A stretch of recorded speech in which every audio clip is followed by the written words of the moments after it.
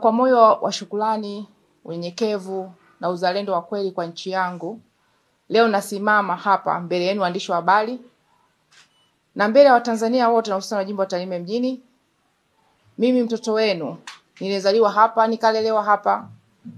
na ambaye nimechagua kuelekeza tena gurudumu la maisha yangu ya kisiasa hapa hapa nyumbani kwetu Tarime mjini. Leo kwa busara zangu,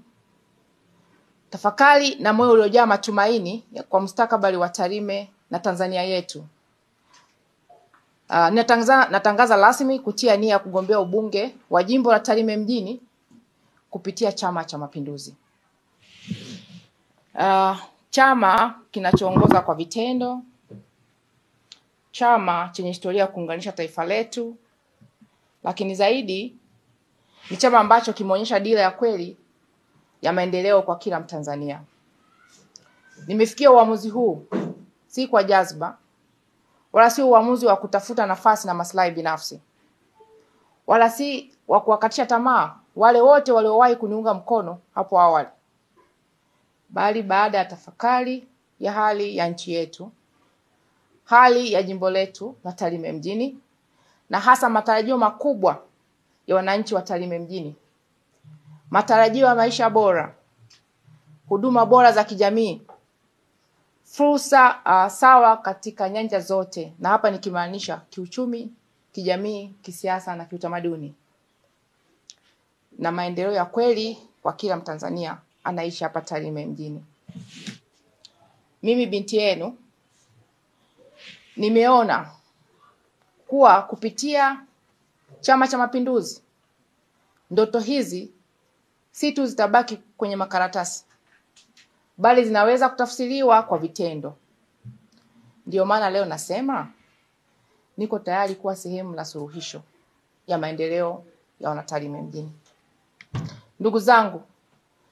naomba niseme kwa uwazi na kwa kuhakikishia kuwa hii ni safari ya mpya ya matumaini,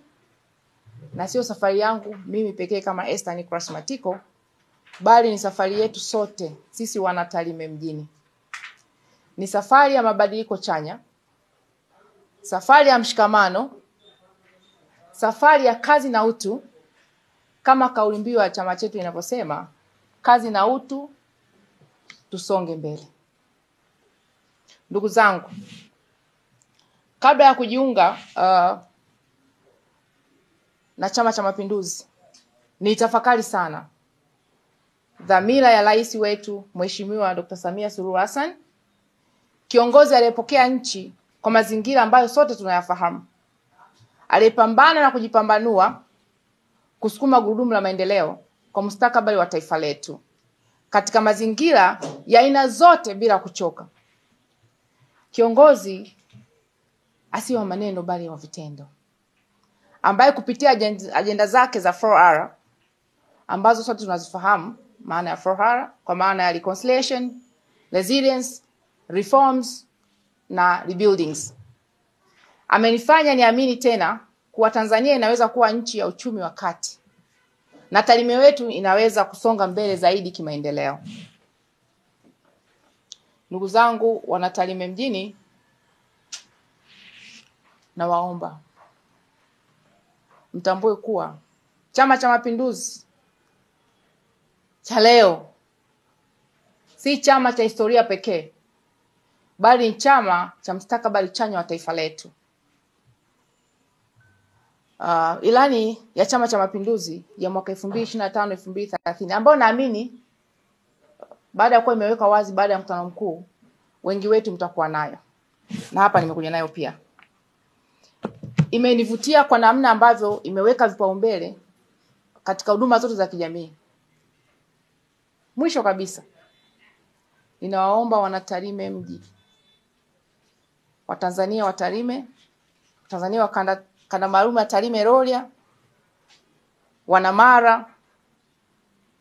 na Watanzania kwa ujumla, wale wote ambao wanaamini katika mimi, waendelee kuniweka katika maombi,